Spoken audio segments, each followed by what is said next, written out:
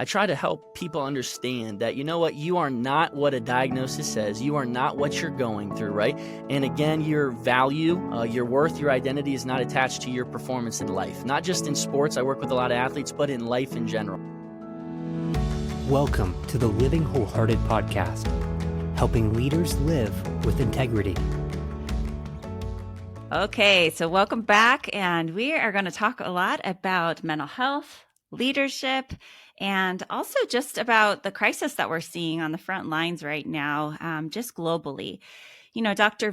Kolk, he's one of our leading researchers on trauma. He is saying that today's the epidemic on the front lines right now is unresolved trauma and the ripple effect that we're seeing in our homes, in our workplaces, in our churches. Counseling has really become really kind of the new pastor, the new priest in many ways. It used to not be a form that we would go to, especially as Christians, but it has become a safe place for people to process and to do some more healing. We're just going to talk about the combination of that. And then if you're a high capacity leader, stay tuned to this because we're going to be talking with a high level leader who has some wisdom he wants to pass on to you today. Yeah, so Zach Clinton currently serves as the vice president of the American Association of Christian Counselors. He's the host of the renowned Built Different podcast and is the president and host of Ignite Men's Impact Weekend that gathers nearly 10,000 guys each year. A licensed resident counselor in Virginia.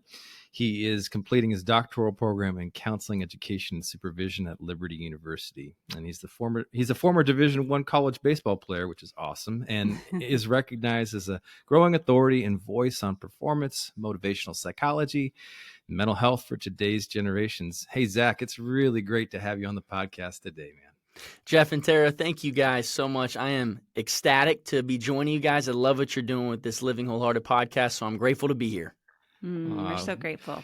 Well, Zach, hey, let's give a chance for our audience. It's our tradition just to have our guests kind of share a little bit of their own story, right? You know, this is kind of getting under the hood. Hey, what makes you tick? What informs what you're doing today and what you're about?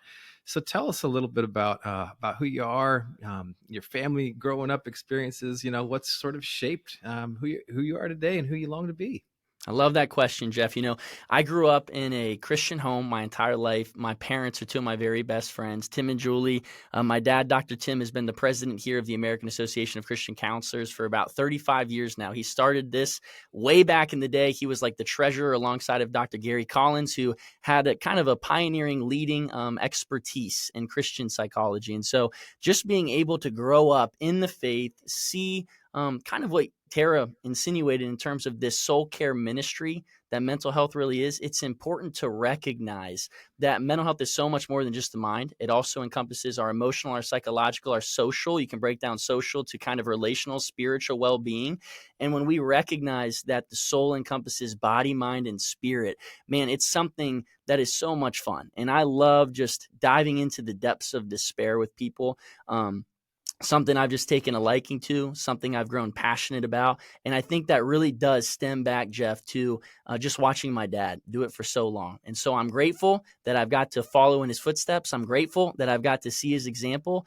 And I'm just grateful that I get to learn alongside of and with him every single day. Well, you give us hope because when our girls were little, we prayed for them. Jeff was a pastor and I was a new marriage and family therapist. And we thought, oh no, our poor children have a counselor and a pastor. They're screwed. So you give us hope, Zach, just knowing that you sat underneath watching your dad really walk alongside the grieving and the hurting. And so that's what you're doing today. You know, I really would love to hear your perspective because you're on the front lines. You both have a caseload yourself. And then you're also the vice president of the American Association for Christian Counselors, trying to shepherd these counselors and these coaches and pastors that are on the front lines. What are you seeing right now as really the main issue? Do you agree with Dr. Kolk, or would you say it a different way? I absolutely agree with Dr. Vander Kolk, and I think I agree with even what you kind of mentioned in the intro there, Tara, was just this idea that mental health has almost become the buzzword for culture and society today all over the world.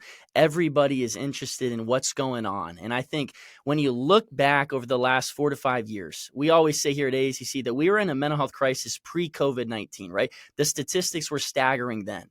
But ever since COVID-19, the lockdowns, the loneliness, the isolation, you add on to that the racial tension, the rash shootings, the wars, so many things, right? I think what we're seeing, we're just overloaded with fear. And when you go through seasons like we've gone over the last 4 to 5 years, as I mentioned, it would only be indicative that the mental health statistics would continually spike. And that's what we're seeing. Anxiety, depression, addiction, suicidality, all of these things are rising to levels that we've never seen before. So it's heartbreaking because you have so many people that are desperately seeking help, hope, and healing. But a lot of times they don't know where to turn. Why? Because unfortunately, again, we live in a kind of society and culture that has equated brokenness with humiliation or embarrassment, where people, there is still that a little bit of stigma, although I think we live in a time where it's probably the most destigmatized it's ever been. People are actually, I saw a statistic the other day, 9 times more likely to seek help. That's a great thing. But I think that's because there is such a need, such a desire, such a brokenness, such a hurting, such a stirring within the world today. So my goal and what we love to do at AACC is to educate, to equip, and to encourage other people to care for people God's way, to remind people that, you know what, there is hope, and hope has a name, and that name is Jesus, reminding us that we can point people toward that ultimate source of power and of peace, and recognize that we don't have all the answers, but we know the one who is the answer. And so when we do that thing and we bridge the gap between the local church and the mental health profession, I think a lot of good can be done. So that's our heart here at AACC. That's kind of what I'm seeing. Again, a lot of fear, a lot of hurting, but also, again, a lot of hope. I love the hope I hear in your voice. And, it's interesting because, yes, we were talking about isolation before COVID and the pandemic and how it was an epidemic. The digital age didn't help us with that. We thought it would connect us, but it made us more isolated and disconnected and addicted to our devices. So fast forward, it's interesting. And I don't know if this is across the country or even global, but I know in the Northwest, Pacific Northwest, it's almost vogue for our younger generation, our Gen Zers, to have a diagnosis and to live within that brokenness identity. Yeah. What do you think about that, Zach? And are you seeing that in your neck of the woods? Absolutely. I think there are people that don't want, like you said, that identity of a diagnosis. And what I always try to help people understand that, you know what, you are not what a diagnosis says. You are not what you're going through, right? And again, your value, your worth, your identity is not attached to your performance in life, not just in sports. I work with a lot of athletes, but in life in general. So for instance, just because I may feel anxious, just because I may be going through depression does not mean that that's all that I am. Again, it's trying to reveal to people that there is so much more to life than all of this. And I'm glad that you brought up, you talk about technology in the day and age we live in. I work with a lot of youth. I work with a lot of adolescents, next gen. That's my heart. That's my passion. I love investing in the next generation. So as I walk alongside of kids, you see this technology addiction like never before. I feel like the next gen is the most digitally connected generation that's ever walked the face of the earth, the most relationally disconnected generation that's ever walked the face of the earth. We know how to do screen-to-screen contact and interaction, but not face-to-face. And when we lack embodied relationship and embodied friendship, we're missing the full kind of meal of life. Whereas this technology is just the snack of life. One of my friends, Justin Whitmell Early, who I've interviewed on the podcast before, he says that phones, technology are a means by which we can enhance friendship, but not the means by which we should do friendship. And he talks about in his book, Made for People, he says that it's natural for us to drift into this current of loneliness. And as we talk to leaders, as we're talking to people right now, the viewers, the listeners out there, he gives one of the most unique definitions to loneliness that I've ever heard. Typically, when we think of loneliness, we think of the people who live in hibernation, right? Kind of the hermits that never come out of the house. But what he says is he defines loneliness as someone who used to have friends. And I think about that in my own personal life. And I'm like, man, you know what? Before you get the job, before you get the promotion, before you come to mom or dad, before you get married, before all of, the pressures of work and life and the balance of things come into play, it's easy to have friends when you're a kid, when you're in school, when you're in college. But when you get out of that, we have to recognize that it's natural for us to drift into this current of loneliness, but we have to fight back against the current for a life of meaningful and covenant friendship. So that's my heart for kids. I want to push them into social settings. I want them to learn how to do relationship well, and I want them to find community. Hey, this is a good word, Zach. I love to fly fish, and I use this metaphor often when I talk about what's healthy. And you just talking about current has me right in the river. And when you work, when you go and wade a river, and the coolest part is that wild fish, the healthy fish that all fly fishers love to pursue, not the hatchery versions, but the wild fish they love to pursue. They're swimming upstream, unless the salmon and steelhead that head out to the ocean to go get big and come back. But they're facing resistance on a regular basis, actually. That's how we grow and get strong, and translating that for a younger generation and helping them to know what's normal and also not getting swept up.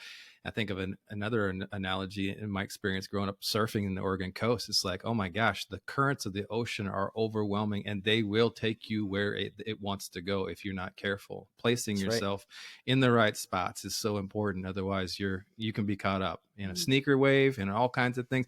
These things sneak up on us if we're not careful. So you got to be intentional. I love that you're speaking to that, and you're helping to lead people in that way and translate what is normal. And so it's beautiful. We got a common heart here.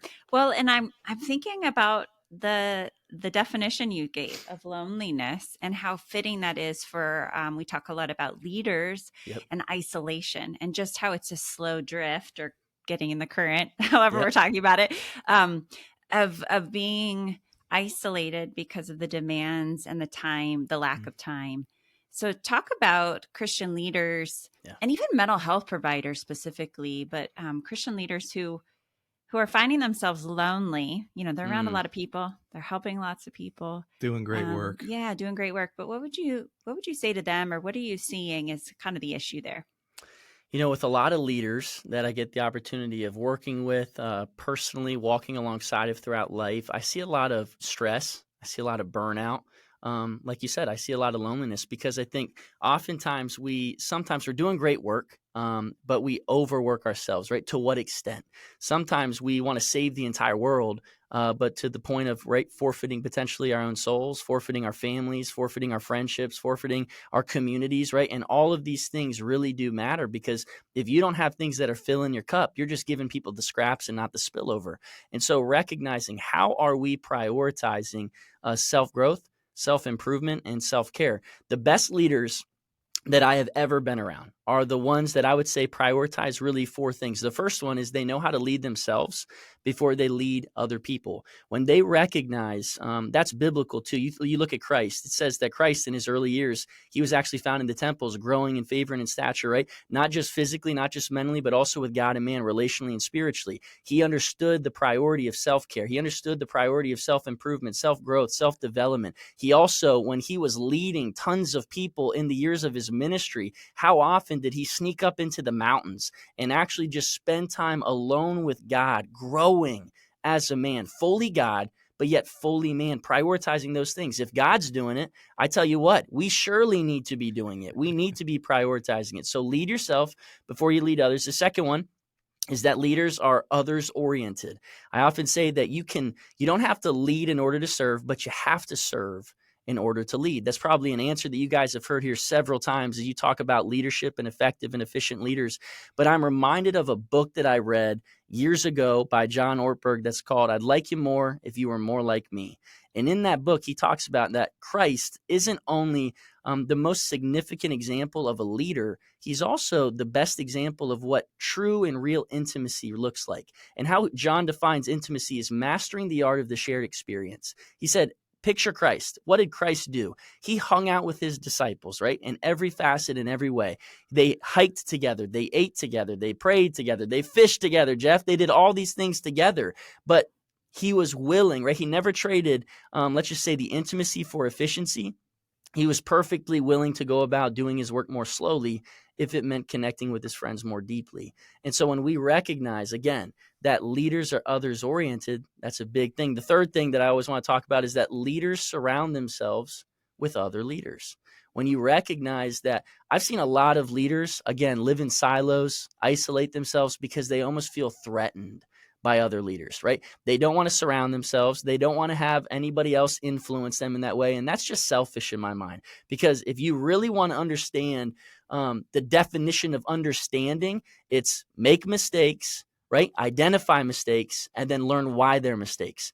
Find people in your life that can not just surround you, but can support you and can sharpen you. Proverbs 27:17 is iron sharpens iron, so one man should sharpen another. We need people that will take us places within ourselves that we couldn't go by ourselves. And the last one is that I believe that the best leaders, they invest in the next generation, right? They actually pass off their giftings and talents and knowledge and wisdom to other people, because leaders understand this, that leadership is learned. You have to be able to grow. You have to be able to train others. And when we grow and train other people, then all of a sudden we're creating a legacy, which is something that long will outlive us. That is kind of my mind of good, effective leadership, and how we can be pressing into others and recognize the significance of relationships along the way. I love it. I know Jeff wants to ask a question, but I'm gonna jump in real quick. You go, girl. You go. I'm like, before we leave, beautifully said, Zach. Okay, so how did your dad invest in you in the next generation, being a leader? And here you are, son. Tell us an inside view of what does that look like along the way when you were a young man, and then the formalities of saying, hey, do you want to work with me in this org? Absolutely. We'd love to hear a little bit about that, because I think it'll give cue both for leaders of how to invest in those beneath them in their wake of influence, and then also the family business dynamic too. Yep. So, when you talk about investing in the next gen, I think about my dad. As I mentioned, my dad is not just my dad, right? I view him as like my best friend. He's my hunting, fishing buddy. He's the guy that I go to lunch with on almost a daily basis, my coach, my mentor, right? So many different things. He possesses all of these roles into one. He's done an incredible job, in my opinion, of knowing what it truly looks like to get outside of himself when it comes to the job, when it comes to the work, and invest in his family. And he prioritizes that. And that to me was something that always stood out more than anything else. I saw something the other day that said, the only people that will remember you work the long hours, right, are your kids. Right? And so recognizing that, you know what, my dad took the time to invest in me. How did that look? I think he reminded me of my worth and of my value, which was far more important in who I was becoming than in what I did. He never put pressure on me. He never said, Zach, you have to join this family business. Zach, you have to walk in my footsteps. And a lot of people ask the question, Zach, is there like this added sense of pressure? Is there this added sense of expectation on you that you have to live up to who your dad is?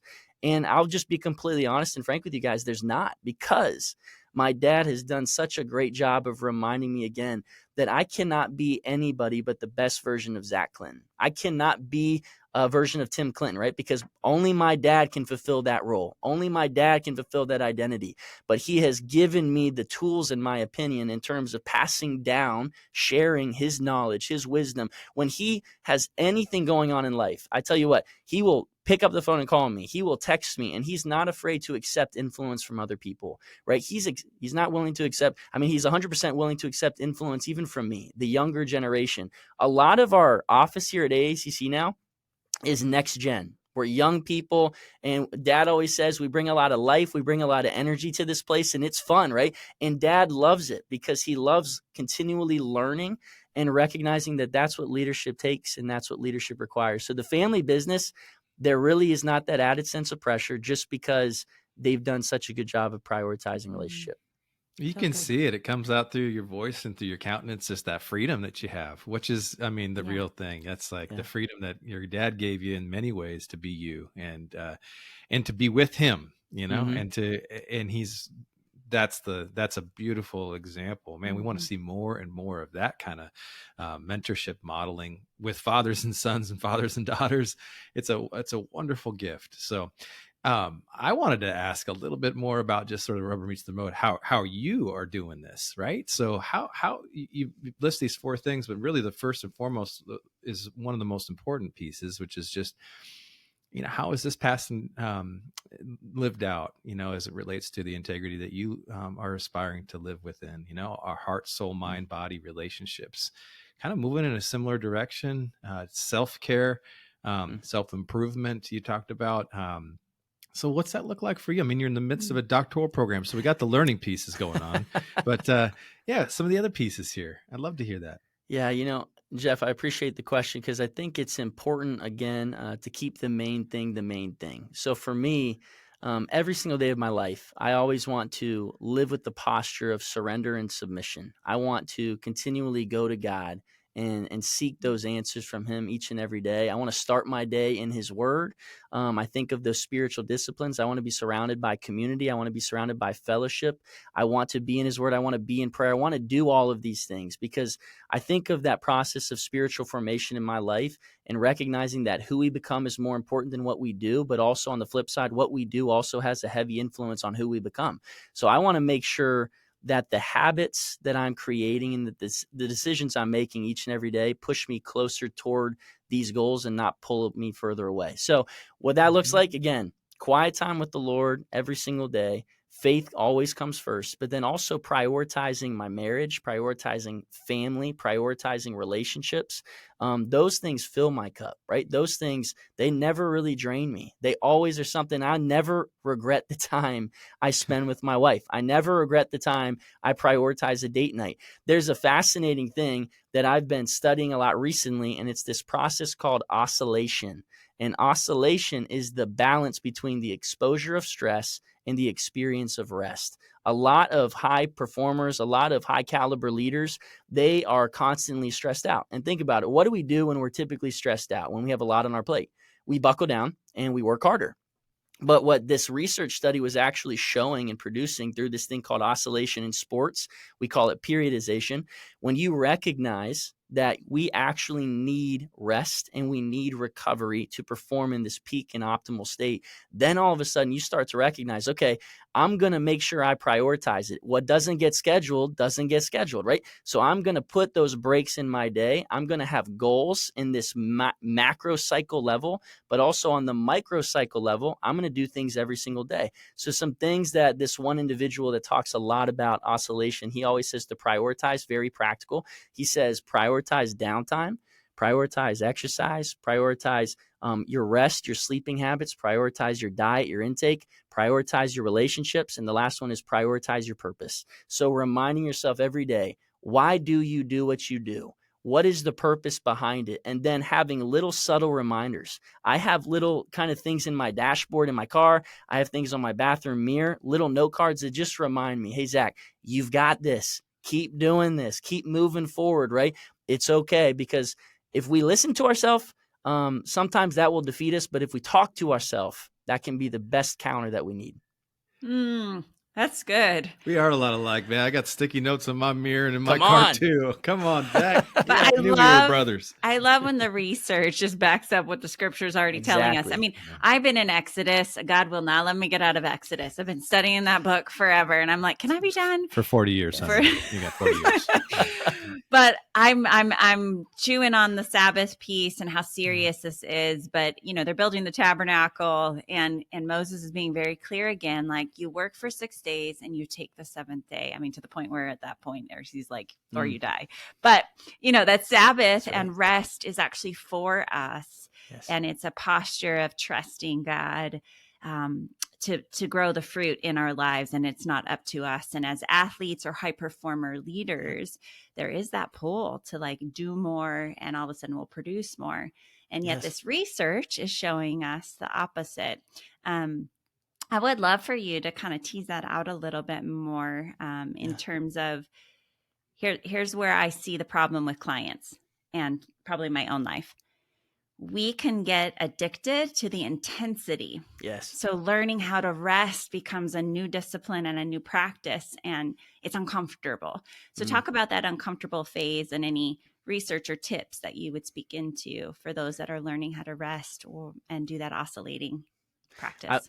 Like you, Tara, I've always heard that there's an addiction to production, right? Yeah. So it's like, I love doing things well. I love being fast-paced. Culture and society preaches this independence, right? Time and time again. Keep going, be more, do more, all of these things. But like you said, when we recognize the significance of rest, for me personally, I've struggled with it. I'll just be completely honest. I actually used to view rest as something where if I was just chilling back, even if I was just hanging out with my wife, and, as terrible as this is to say, sometimes my mind would be racing with all of the different things that needed to get done, that I would almost feel unproductive when I was resting. But then I had to remind myself that no, sometimes rest can be the most productive thing, because again, you're allowing yourself to recover. It's the same thing when we recognize this process of oscillation. It's not the stress that's the bad thing. It's the prolonged exposure to stress without that experience of rest. Like when you're lifting weights, right? You're breaking down the muscle ultimately, but if you don't have the proper rest and recovery, if you don't fill yourself with the necessary nutrients and ingredients that allow yourself the opportunity to build back up, you're just going to stay broken down for as long as it happens. But when we recognize it's the muscle that gets broken down that properly builds back up, not only does it build back to what it once was, but it builds back better. And so that's the idea in all of this. To the person out there who maybe doesn't prioritize rest, maybe says, you know what, I'm just going to keep on going. I promise you, eventually it catches up to you, whether that's physically, whether that's mentally, emotionally, relationally, right? Or spiritually. Again, I don't want to try to gain the whole world, yet forfeit my soul and the things that matter most. So good. And it shows up in the body so in so many ways. We've Yeah. both between our disciplines and counseling, which Tara does more coaching now with me, and in the executive coaching space and working with leaders in their businesses and nonprofit spaces. I mean, it's just that you hear the burnout stories, and and almost it's been so rare, I'll say, that in the years I've been doing that, working within organizational spaces with leaders, both that share our faith and don't. It is amazing. It's so rare to find somebody that says that I'm actually not stressed, I'm not tired, I'm not feeling burned out, and I'm thriving. And love those examples that I do have in clients that have that, because we want to hear more about what that is. And generally speaking, certainly people of faith are integrating a lot of the things that you just described that you're doing too, Zach. These are like headwaters. They bring fresh water into our lives. God knew that. He created these practices, these things that are good for us, and yet it's hard. We're human. We're carnal, essentially, and we have this pull towards selfishness that will never go away until we meet the Lord face to face. And so, there's this pull into whatever it might be, to continue to keep doing and going. And if anybody's come from a family of origin that has produced a ton, I mean, you've come from that, and yet, what a beautiful example that you do have of some, and there's probably a ton of lessons there that that your dad had to go through, and that you had to go through even with him, and maybe also apart from him, to be able to come to that settling of convictions that you actually hold and speak to. I fully believe that you are living in that space, but that's a continual choice. Correct? It is indeed. It's a continual choice.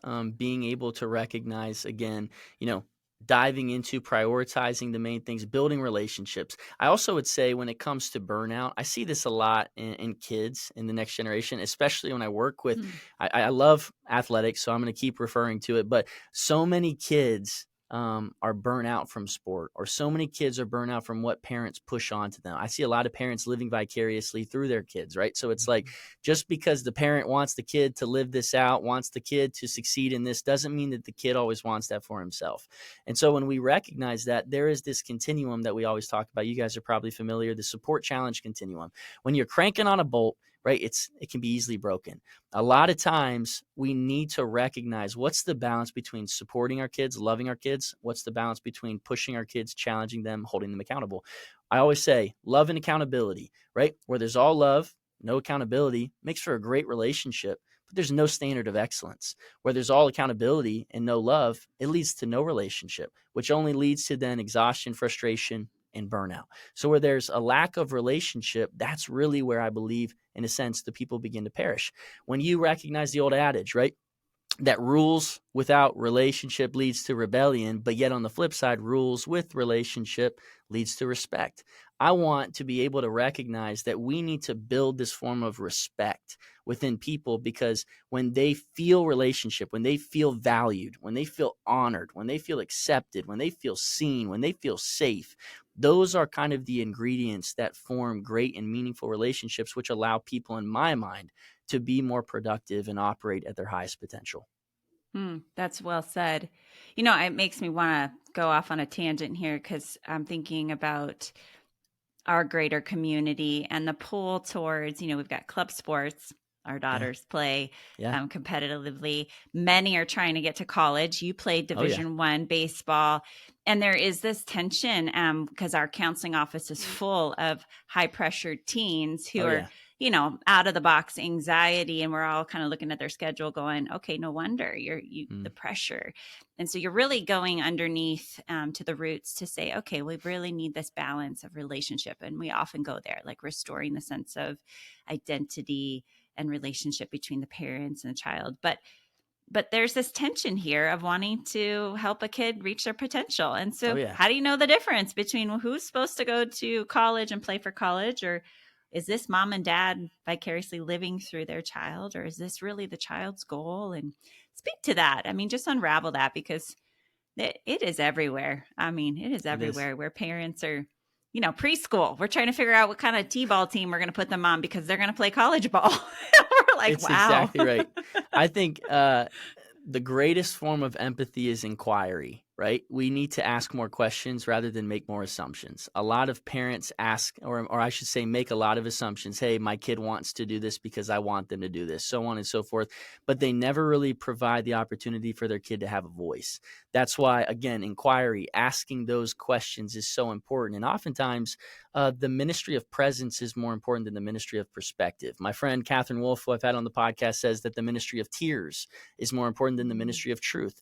So when we just spend time with our kids, when we relate with them, that thing we call special time, right? Where you're spending 20 minutes a day in their world doing something that they would prefer to do, right? Not what you would want to do, mom or dad. When we do those things, then I believe we get to know our kids at a much more intimate and deep level. And I'm always reminded when we talk about just this emotional connectivity to our kids, being able to recognize what are their passions, what are the things that they love to do, of Dr. Dan Siegel's work. I love his work out of UCLA. And he talks about the book, The Power of Showing Up, which the subtitle is, how our kids are wired and how their brains get formed pretty much. And these relationships are built in parental presence. And the 4 S's he gives are so important, and they're so close and near and dear to my heart. I give them all the time.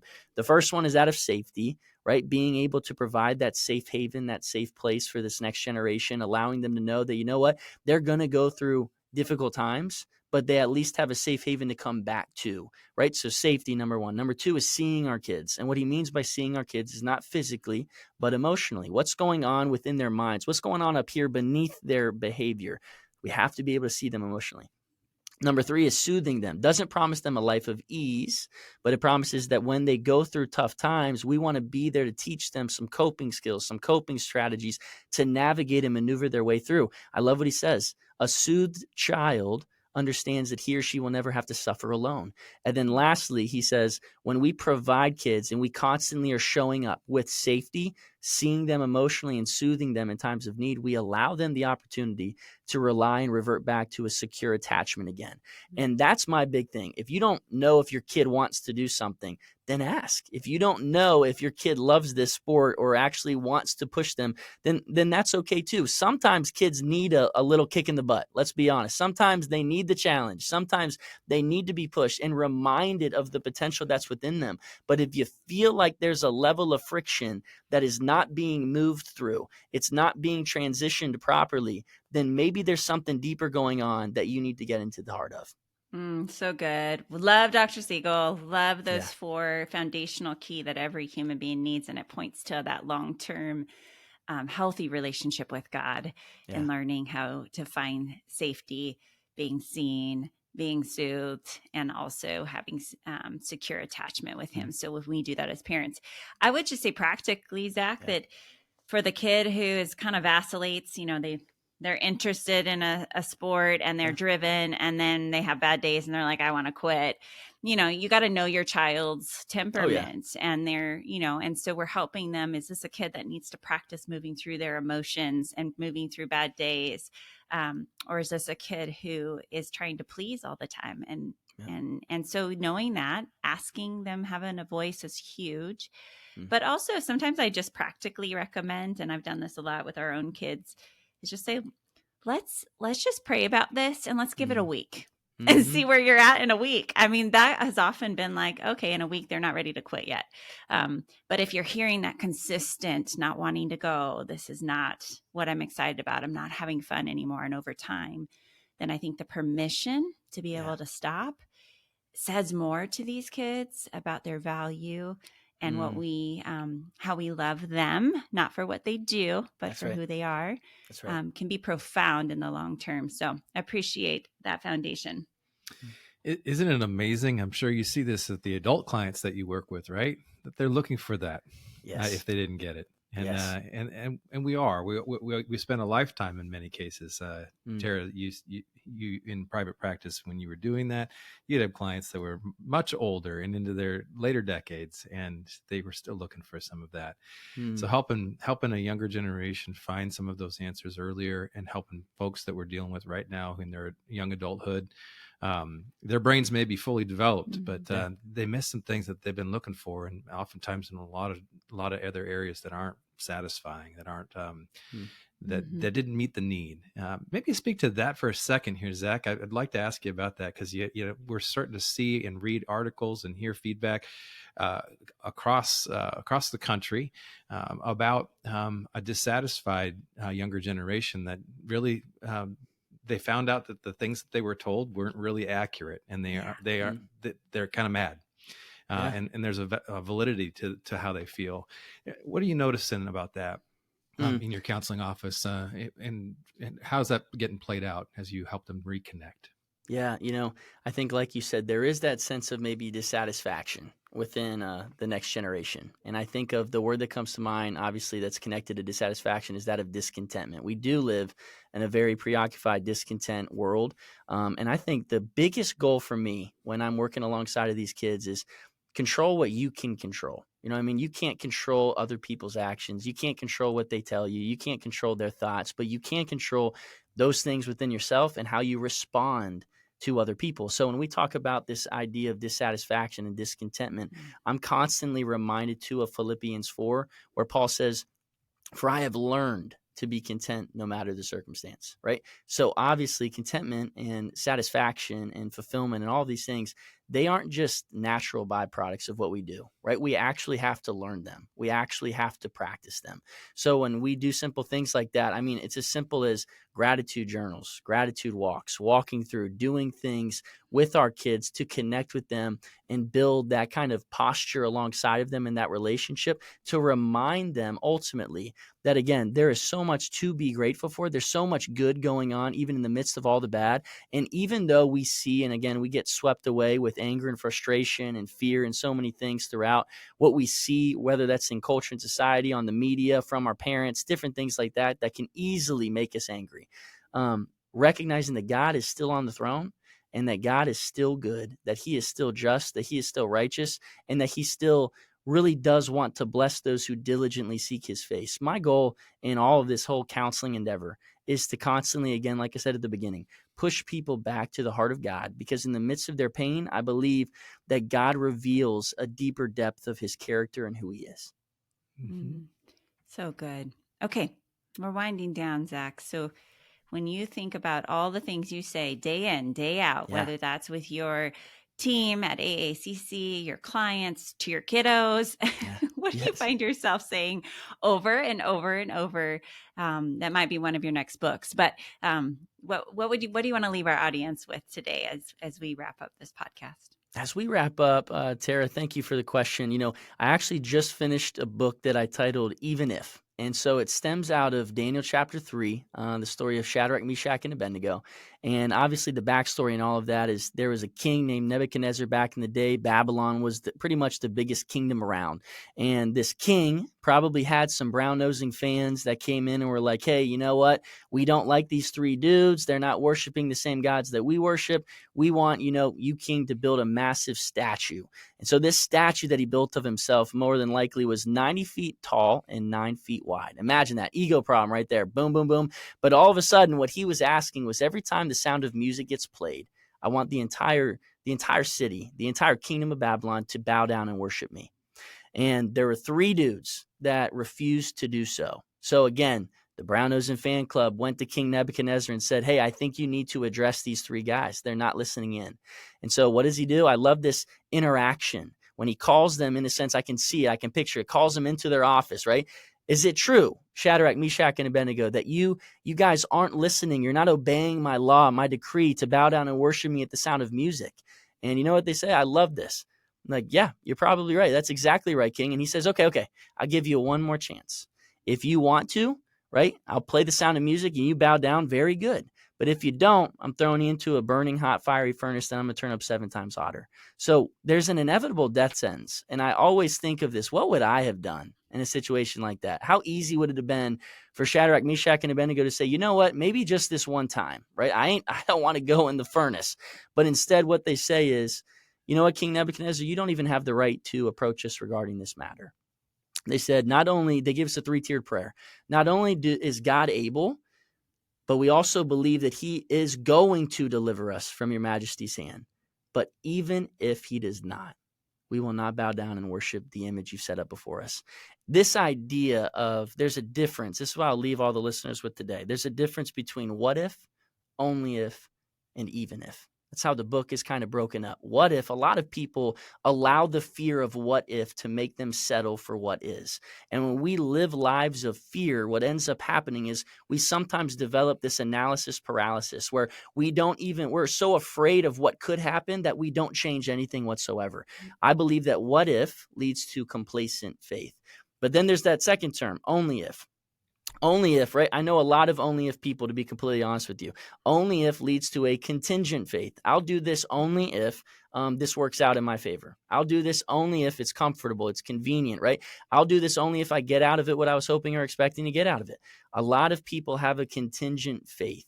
They test God rather than trusting him. But then there's that last piece. And this is what my prayer is for all of the listeners, that we would constantly be developing this even if mindset, faith, strength, and endurance that says, even if it gets hard, even if it gets tough, even if it's painful, even if I don't get out of life what I was hoping or I was expecting to get out of life, I'm going to stay true to my faith. I'm going to stay true to my family, and I'm going to stay true to the standard within me rather than succumbing to the expectations, the opinions, or the circumstances around me. When we can recognize, again, that even if faith leads to courageous faith, that's where I think a lot of good things come into play. And the listener may be out there saying, well, Zach, that's easier said than done. How do you do that? How do you develop the even if faith? I give lots of practical principles throughout this book that are very simplistic, but one that I'll give you is you have to praise before your breakthrough. When we praise before our breakthrough, when we recognize that, again, God is so good, he is so just, he is so faithful. He's not just an authoritarian figure looking down from heaven, just allowing bad things to happen to us, but really he's here experiencing it alongside of us in our midst. There is just a blessing that comes with that helps me understand that, you know what, there's an assurance, there's a comfort, there's a peace that surpasses all understanding. And I'll leave our listeners with just 3 verses that I always recite to myself every single day. Romans 8:28, for we know that all things work together for the good of those who love God, who have been called according to his purpose. Maybe the very thing that you felt like Satan was trying to use to destroy you, God is using to strengthen and develop you. Philippians 1:6 says, for I am sure, I am confident of this, that he who began a good work in you will see it through to the day of completion in Christ Jesus. When we recognize this truth, it makes me realize that if there is still breath in your lungs, then God still has an incredible plan and purpose for your life. And lastly, Isaiah 43 verses 1-2, they say, fear not, for I have redeemed you. I have called you by name. You are mine. When you pass through the waters, I'll be with you. When you pass through the rivers, they will not sweep over you. When you walk through the fire, you will not be burned. the flames will not set you ablaze. I believe that God strategically places people in our life to remind us that he has no greater plan than using others as conduits through which he channels his messages of hope, encouragement, and motivation into a dark and hurting world. So not only does God give us friends for the fire, but there will always be a fourth man in your fire because you're never alone. Again, you haven't lost hope. You've simply lost perspective. Amen. Drop the mic. Amen. I Zach, love it. where can people find you? Tell our listeners how to find this book, how to find more resources from you. This book will be launched on March 1st. We're actually going to be releasing it at a lot of our events. We're kind of going on an event tour coming up here throughout the U.S. when it comes to our Ignite Men's Impact Weekend, which is in Lynchburg, Virginia, March 7th and 8th. We're so excited. 8th and 9th. It's a sold-out crowd. 5,000 guys will be packing the place up at Thomas Rowe Baptist Church. But you can visit just the website. ZachClinton.com is probably the first place you could go. And I would also say aacc.net. What we're doing with a lot of resources, we want to, again, educate, equip, and encourage not just the clinician, not just the therapist, not just the professional in the field, but also the layperson, the person that wants to know a little bit more about counseling, about mental health care, how they can more effectively kind of recognize these things, respond more effectively and efficiently, and refer out as necessary. All of these things can be found at aacc.net. So that's kind of where I would push your listeners, and I appreciate, again, the opportunity to do that. Wonderful. And if you are passionate about the next generation, Zach and I will be at the Next Gen conference for That's the right. AAC in Atlanta. I think tickets are still open for that. And so we'll have that in the show notes as well.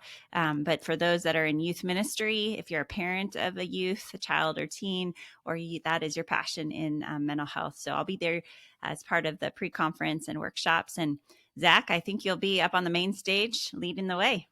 It'll be a lot of fun, Tara. We cannot wait to see what God is going to do. Again, as we just come alongside of parents, teachers, coaches, anybody with a heart that influences and impacts the next generation. My prayer is that they'll be there because these types of conversations, these types of events, in my opinion, matter now more than ever. So I'm so excited that you'll be there to join us.